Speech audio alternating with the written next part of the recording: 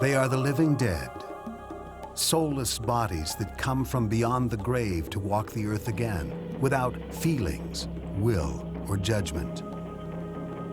Prisoners of a unique world whose possible existence captures our imagination while filling us with fear. Members of a religion that claims they are resurrected by sorcerers who control them as slaves. They are called zombies.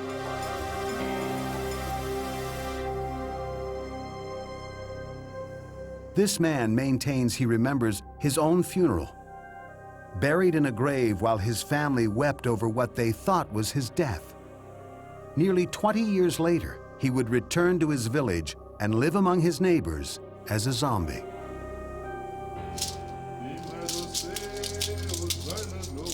A voodoo priest claims there are sorcerers who cast spells that turn people into zombies. A Harvard scientist says he met zombies when he journeyed to the Caribbean and found the secrets of the zombie poison. Are zombies real? An entire religion includes zombies as part of its belief system. Some authorities claim there is scientific evidence to substantiate their existence. For others, zombies are a phenomenon that remains unexplained.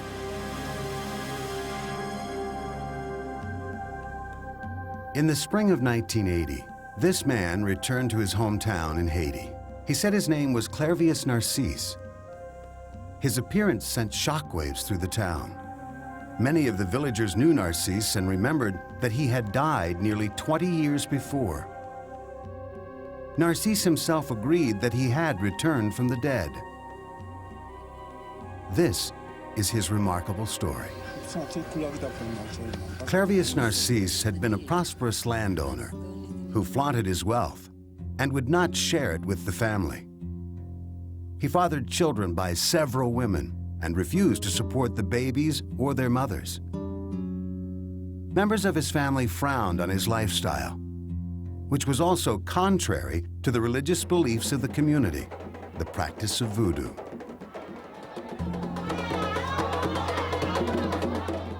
Voodoo is the religion of nearly all of Haiti's 7 million inhabitants, and millions more in other parts of the world, including Africa and the United States.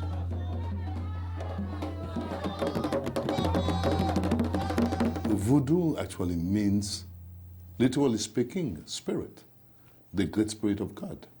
But the great spirit of God being seen as an axis to everything people know how to do and also know how not to do, means the base of morality. And this is what it means to them.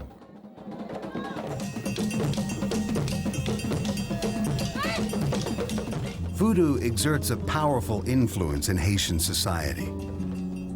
And Narcisse's behavior offended his family, both religiously and morally. His most reprehensible act was trying to sell off a piece of his family's farmland without their permission. This action branded Narcisse a criminal under the Voodoo Code of Ethics.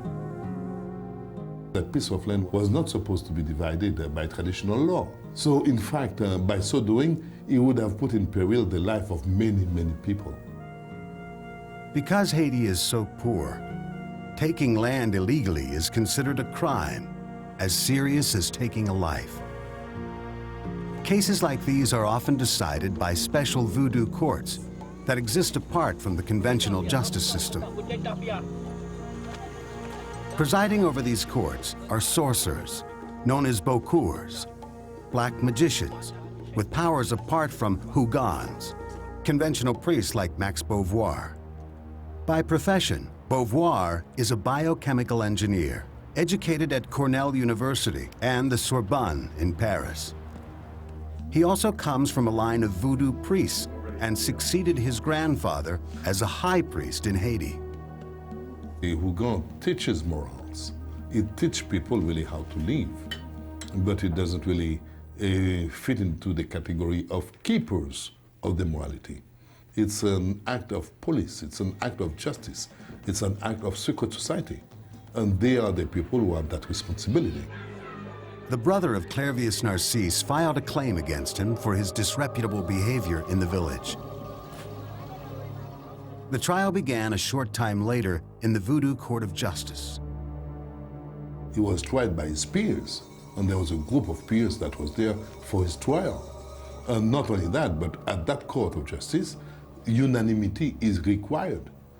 It includes, among what we call the juries, members of his own family.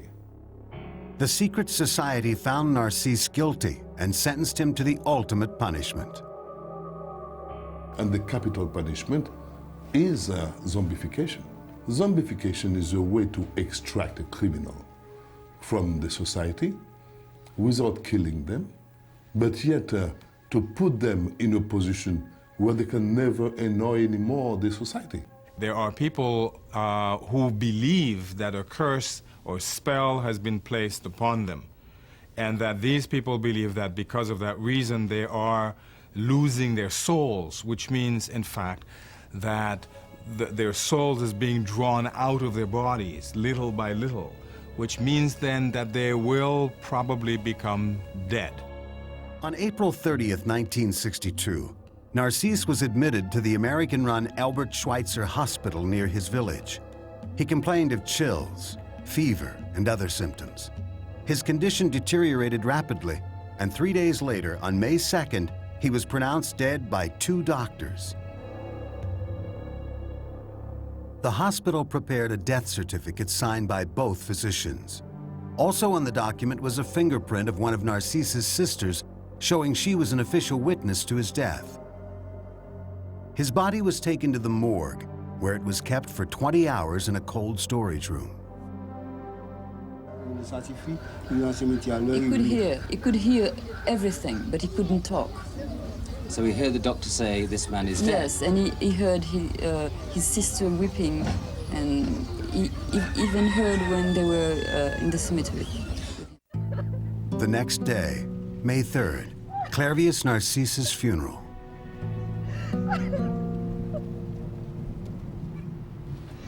His coffin was nailed shut and lowered into the ground at the cemetery in the Haitian style. A crude pine box covered by a pile of stones.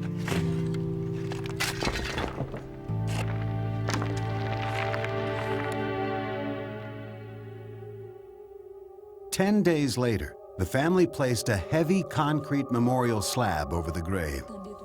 In interviews following his return, however, Narcisse maintained he was fully aware of the entire episode. You could hear the comments of everyone around him.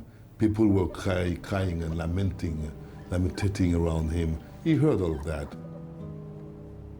Voodoo priest Max Beauvoir spoke with Narcisse several times after he reappeared in the village. Clervius told the priest that during the funeral, he felt as if he were a spirit, floating above his own grave, looking down as his coffin was lowered into the ground. He heard everything when he was put in the coffin, when he was put in the grave, and he was showing you a scar here. It was a nail from his coffin. How long was he in the coffin, and what did he feel and think while he was in there? Pendant dans ce cercueil-là, ça a été senti. He was suffering from the nail. That's the only thing he could remember. As Narcisse described the process, the funeral was only one step on the path to zombification. He knew that he was not dead.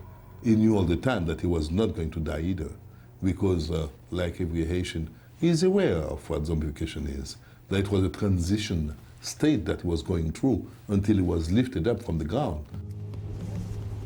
Some time after his burial, Narcisse said he didn't know if it was hours or days, he heard some men above him at the cemetery. Led by a Beaucour, or sorcerer, they dug up Narcisse's grave.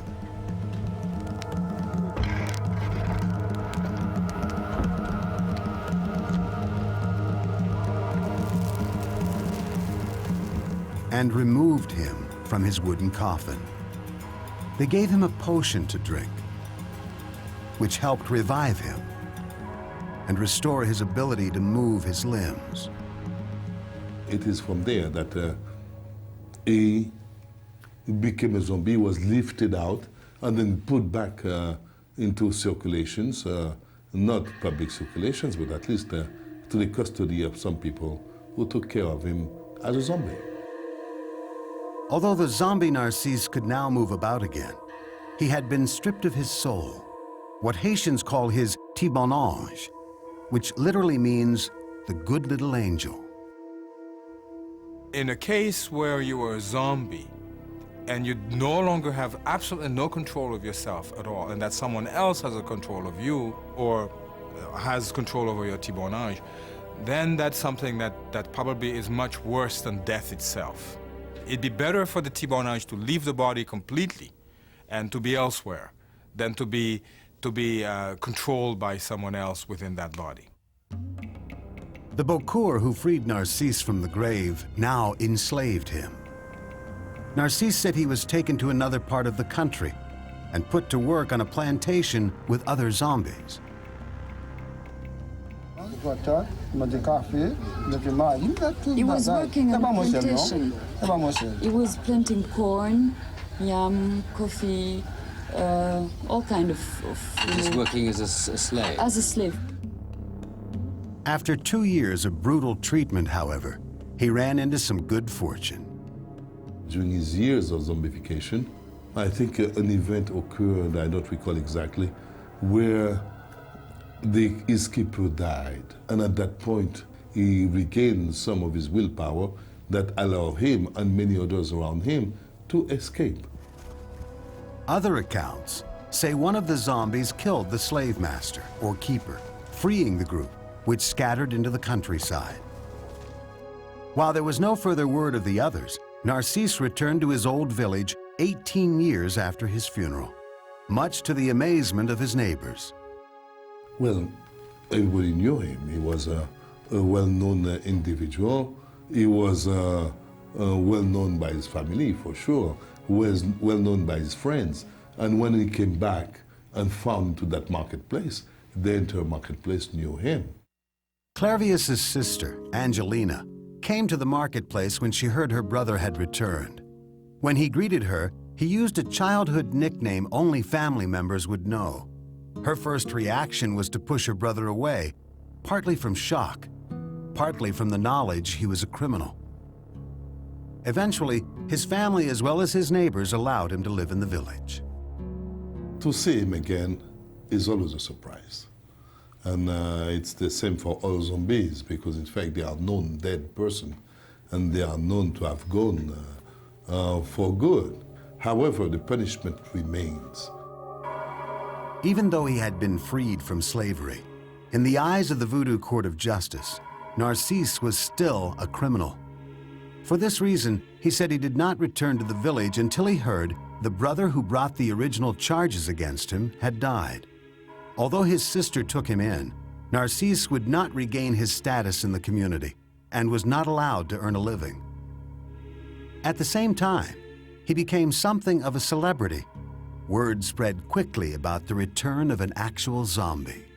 Nobody had seen a zombie before. Everybody knew of somebody else, who knew somebody else who had get into account, who have known a zombie at one time or another, but nobody had any first-hand account. That situation changed with the stories of Clervius Narcisse. In the several interviews he gave to the press and TV networks from around the world, he talked at length about his experiences as a zombie. There were 151 zombies working for that specific source. Incredible, really. And how long did he have to work there as a slave then? Combien de temps il était beaucoup? 10 ans. He stayed for 2 years. Doctors examined him. Psychiatrists studied him. No one could fully discount his story, and few in his village had any doubt this was the same man who had supposedly died almost 20 years before.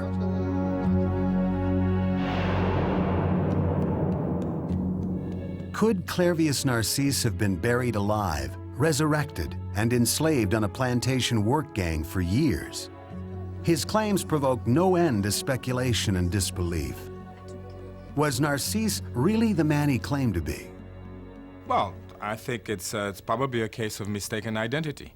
But you also have to remember that Clervius was in cold storage for 20-some hours, and it would have been impossible for Clervius to have been alive. And biologically, it would have been an impossibility for him to have been put in cold storage for so long and then to remain alive. Death certificates can be forged. Medical records still need to be interpreted. DNA evidence allowed O.J. Simpson to walk off on a murder charge. So I think my point here is that objective documentation and even so-called science remains largely a matter of interpretation. Critics contend those who believe Narcisse's story are giving too much credence to voodoo myths. All of the stories that are told about zombies are simply either part of a mythology, or those who have claimed to have seen zombies have told stories, details of which are always missing. Haitian-born religion professor Dr. Leslie Demongla sees a difference between believing in voodoo and believing in the existence of zombies. He says zombies are part of voodoo mythology, stories that have been passed among generations. According to Dr. Demongla, there are always key details missing in stories of actual zombie sightings. There's never been any psychiatric test on Clervius to find out whether, in fact, he had been a person who'd been mentally healthy, for one thing. And the other is that there is a possibility with oral tradition that if Clervius was told these things, that there's a possibility he might have believed them to have actually taken place. But there is absolutely no proof, definitive scientific proof based on DNA tests and also on finger printing that show clearly and without a doubt that Clervius was that person who died and was the person who was then later raised as a zombie. I know Dr. Demongla is a nice guy, but I think he has grown up in foreign countries, and he didn't get the chance to get first-hand account of zombies, and that's probably what he's trying to say. This voodoo priest has no doubts about Clervius Narcisse's identity.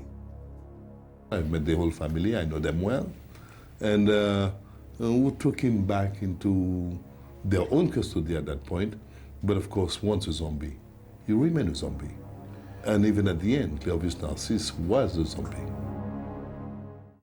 Beginning in 1982, Dr. Wade Davis, a specialist in ethnobotany and biology at Harvard University, made 4 trips to Haiti. His mission? Find out if the zombie phenomenon could withstand scientific inquiry, and if it did, find the secret to making a zombie. Like so many people then, we didn't take this seriously, particularly. But when you got to Haiti and you examined the evidence that these physicians had come up with over this case of Narcisse, it was quite provocative, if not compelling. Davis soon realized he would need to learn more about Haitian culture if he was to truly understand Clervius Narcisse's story. When I went to Haiti, I knew very little about voodoo, nothing about zombies, but I found myself very quickly moving through a kind of surrealistic cultural landscape where the overwhelming power of the spiritual faith was palatable, where in Haiti people walk in and out of their spiritual realm with an ease and impunity that's always astonished the ethnographic observer. The Western mind thinks of voodoo, they always think of zombies, or they think of sticking pins in dolls, or casting spells on people, but that is not what the religion really is about at all. The word itself in Haiti means a religion where people gather as a family to revere their spirits, and that's all the word means. The religion of voodoo came to the French colony of Haiti with the hundreds of thousands of Africans brought over during the slave trade of the 16 and 1700s. By 1803, however, the slaves had staged a successful revolt, driven out the French, and established an independent Haitian republic. Voodoo flourished in the newly free country. It would be another 100 years before Western culture would reconnect with Haiti. In 1915, an unstable political situation forced President Woodrow Wilson to send U.S. Marines to Haiti as a peacekeeping force. The primitive culture and unusual religious practices of voodoo led many of the soldiers to write books about the country that were either wildly exaggerated or simply not true.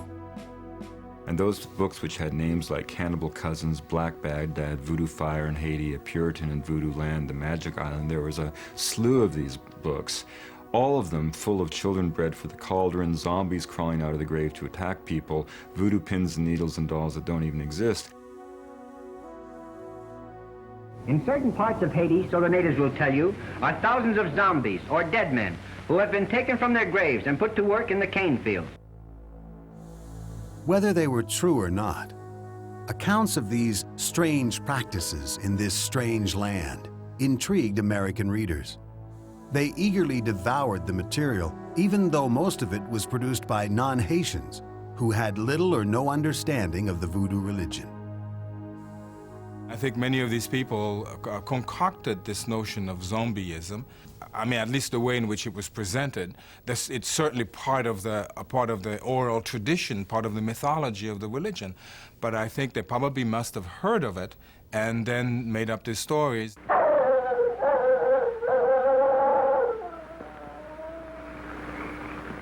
Zombies?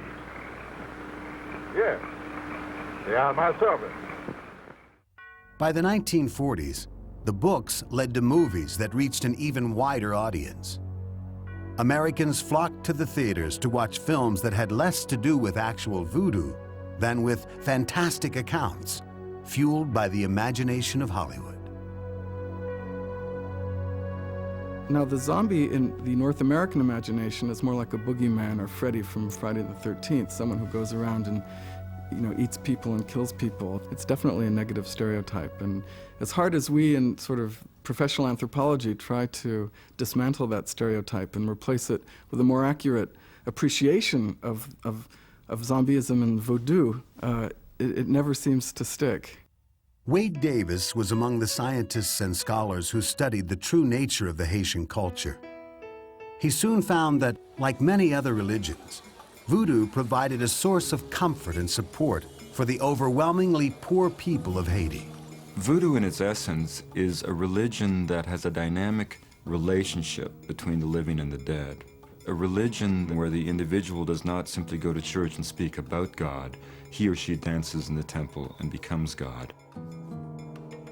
As in other religions, the notion of the conflict between good and evil is an integral part of voodoo. The two forces are represented by the difference between the priests, the Hougans, like Max Beauvoir, and the sorcerers, or black magicians, the Bokors. In Haiti, the fear is not of zombies, as the pulp fiction in the movies would imply, but of becoming one. Because to become a zombie is to lose your will, your humanness, your essence. For believers, the oral tradition kept the images of zombies alive. The appearance of Clervius Narcisse, however, gave the legend a new dimension. Here was someone in public view who claimed he was a zombie. The story he told was convincing, even to outsiders like Wade Davis.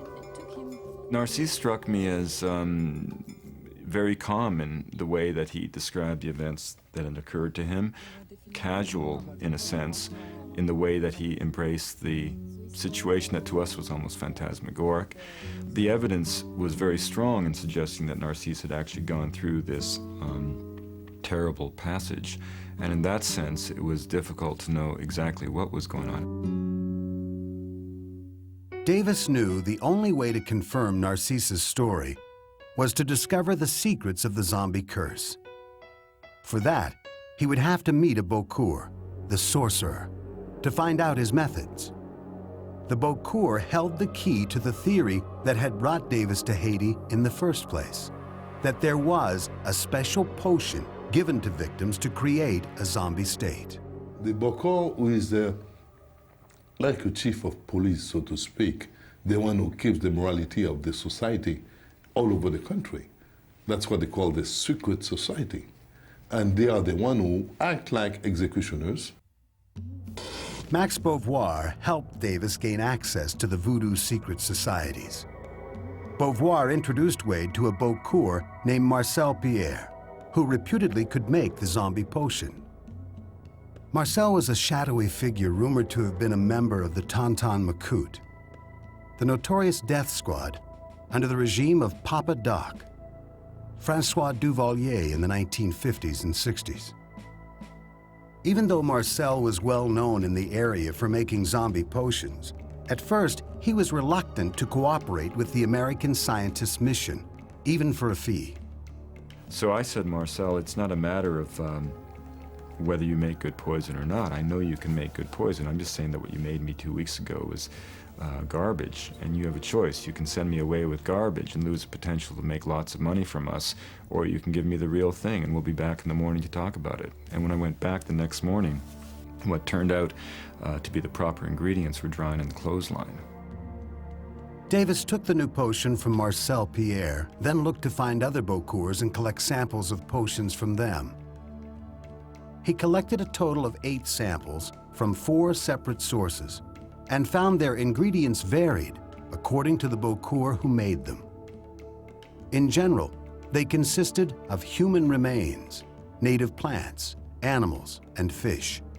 Davis took the samples back to the U.S. for analysis.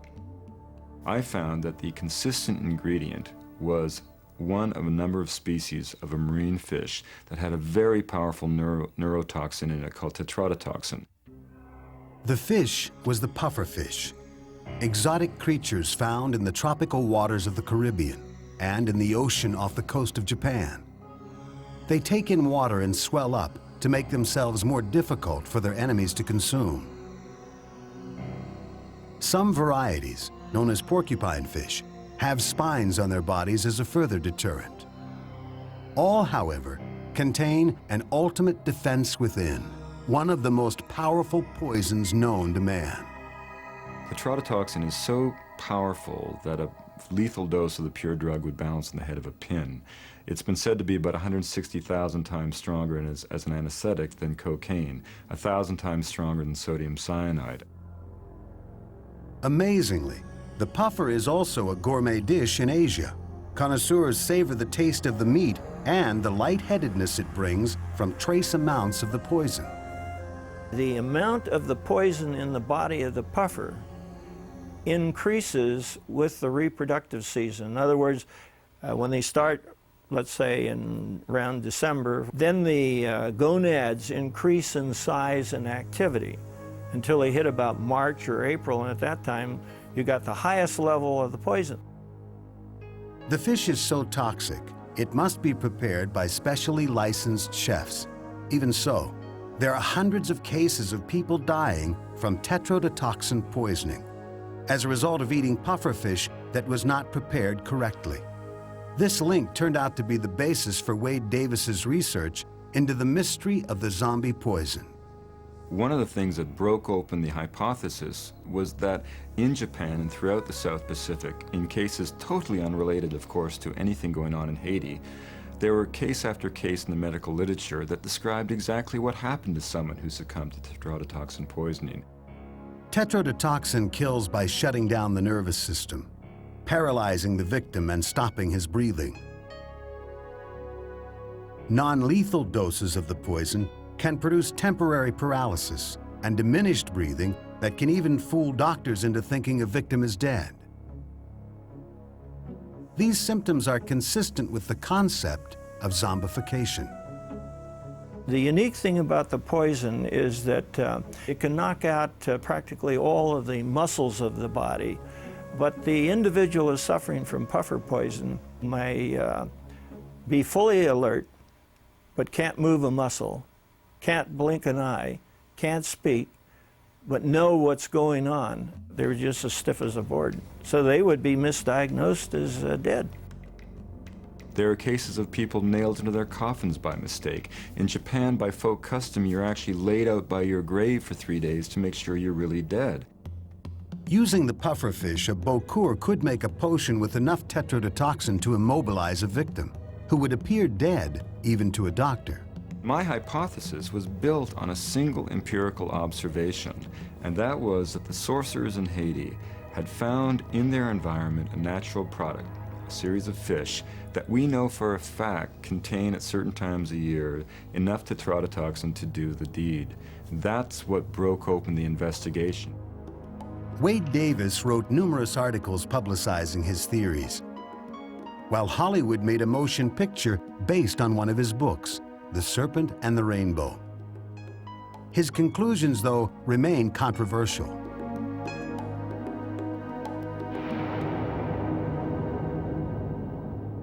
Could pufferfish poison unlock the secret to the zombie curse? Or was there another explanation for the zombie phenomenon? Critics contend that the puffer poison is so fickle that a voodoo bokur would never be able to create the death-like state. I don't believe that the bokur, the zombie maker, is sophisticated enough to measure exactly the amount of chemical that will be used in a dosage that they're administering to that person to keep that person in a state of lethargy. The bokors don't even know about the tetrodotoxin. They're untrained in pharmacology. And even a trained pharmacologist will have a great deal of difficulty determining exactly what amount would cause profound paralysis, but not death. For Wade Davis, the fact that the toxin might be able to produce this temporary paralysis, if only on rare occasions, bears out his theories. Nobody has ever said that there's an assembly line creating zombies in Haiti. On the contrary, for this physical zombie to be made would involve a confluence of very unusual biological, chemical, and social phenomenon. The key to its power in the imagination of the Haitian, its key as a social sanction, is not on how often it occurs, that apparently it can occur, either now or in the past. Davis's research has put the issue of the zombie poison in scientific journals as well as the general media. Some of Davis's critics, however, have serious doubts about his methods as well as his conclusions. You just simply cannot take a story that is told to you and just simply accept it as a fact. And when you have a society that relies and depends so much on oral tradition, and a society that is so much geared toward stories and mythologies and stories about their own mythology, you have to be very careful about the stories that you hear. And they have to be tested in various communities. So one thing you hear as a researcher in one community, you must carry it somewhere else and test it to see whether, in fact, these things are true. Davis's supporters, like Bruce Halstead, contend some victims may be completely unaffected by the potion. Others might return from the paralysis alive and mentally intact. Still others might suffer permanent nerve damage or die. Whether this is the precise way that zombies are produced, I don't think Wade knows. I certainly don't know. But it's not wrong. I don't think it's, I think his hypotheses were pretty good. For a voodoo believer, the scientific controversy behind the zombie poison is irrelevant. While Max Beauvoir agrees the powder is part of the ritual, he says it has little to do with the actual process of creating a zombie. Those powders, they do act as chemicals, this is true. But more than that, zombification is a spiritual act. It's one spirit which is removed from the person, the intellect, what we call the tibonage. Most claims of zombification are easily disproved. In 1979, this woman was discovered wandering in the marketplace of a small Haitian village. Her name was Francina Ilias, better known as T-Femme. The villagers believed she had undergone zombification. I happened to know Tifam, to have met her. She was also a well-known zombie. 3 years earlier in 1976, Tifem had been admitted to a hospital in her hometown, complaining of digestive problems. She was treated and released, but reportedly died at home a few days later. A local magistrate verified her death. Authorities prepared a death certificate, and she was buried in the village cemetery. After Tifem reappeared, she was taken to a nearby clinic for treatment. Unlike Clervius Narcisse, the purported zombie who appeared healthy and mentally alert after his return, Tifem seemed mentally unstable. She stared blankly and barely spoke. Tifam was exemplified the caricature of the zombie. She appeared catatonic, she reclusive, retiring, shuffling her feet. Wade Davis went to Tifem's former village and spoke with townspeople about her. They said she had passed through the ground, meaning she had been given the zombie poison, probably by her jealous husband, who had reason to suspect she had been unfaithful. She was engaged in a very tender age into prostitution, which was really not welcomed by our society. And it is from there that she was really taken away. Her mother, while denying Tifem had done anything wrong, confirmed the woman was her daughter, recognizing her by a scar on her forehead. Sometime later, Tifem's grave was opened. No body was found. It contained only rocks.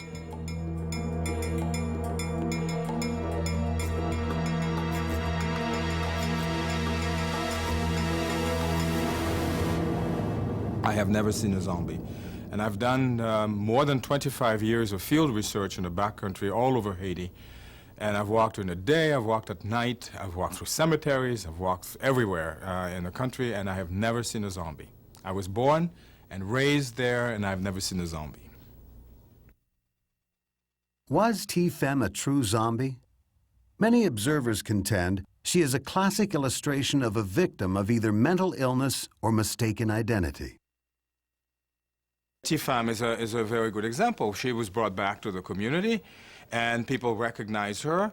But again, there was no DNA test. There was nothing at all that was done to show, in fact, that Tifem was that person who had died and was actually buried. Wade Davis finds the claims about Tifem far less compelling than those about Clervius Narcisse. I would put the Tifam case very much into the sort of the list of the dozens of cases that pop up in the popular literature where the notion of zombie is imposed on an individual, but the actual history of that individual, whether it's a matter of psychiatric disorder or whether it's a social disorder, is very unclear. Davis does feel, however, that the Haitians' willingness to believe Tifem is a zombie indicates the culture's acceptance of the entire zombie phenomenon. And the ritual of zombification has a profound effect on the individual, whether the potion has any physical effect or not. When they realize that, they have become a victim, say, of a sorcerer's curse, or they've had their soul stolen, we must remember that it's highly possible that in their case, those beliefs could actually affect the body in which the mind is that bears them. Once a Davis ally, Dr. C.Y. Kao has become his most severe critic. Kao, who has done tetrodotoxin research since 1962, claims Davis knew he had no proof of his theories and fabricated an elaborate scenario to support them. It's a fraud. It's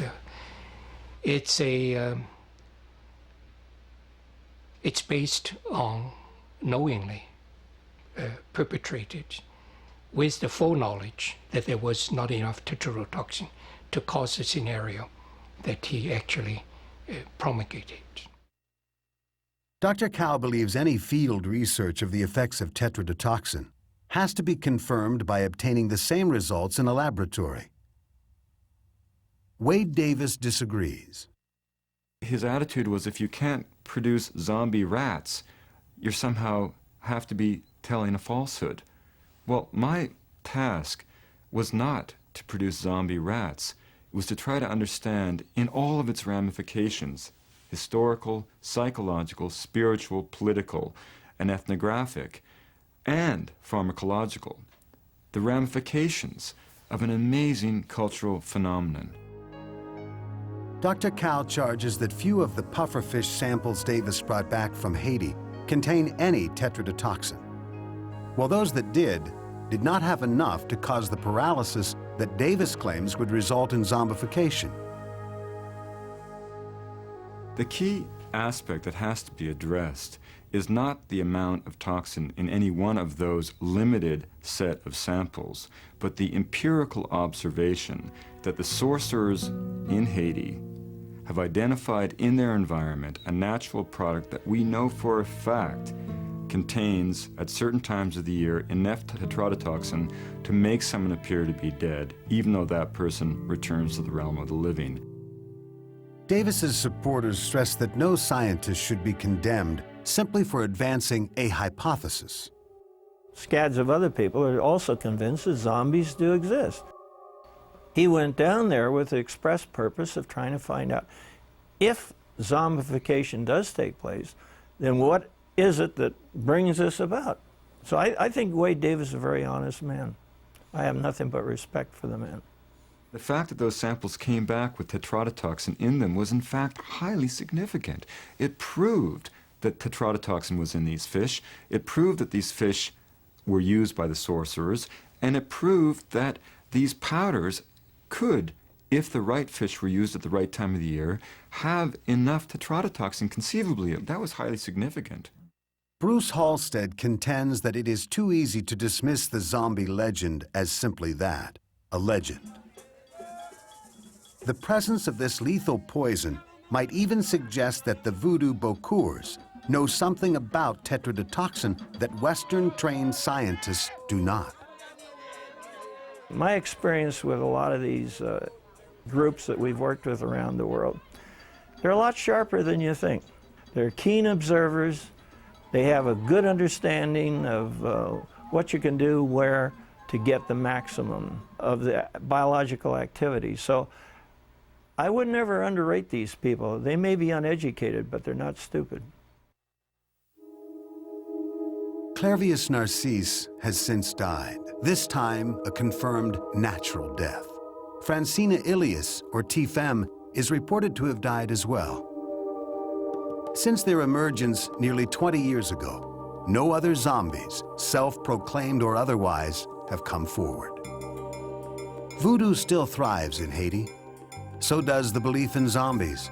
Many believe Wade Davis's research has unraveled some of the mysteries surrounding the zombie. Will more zombies come forward? Will undeniable scientific proof surface? Or will the world of the zombie remain one of legend and unexplained?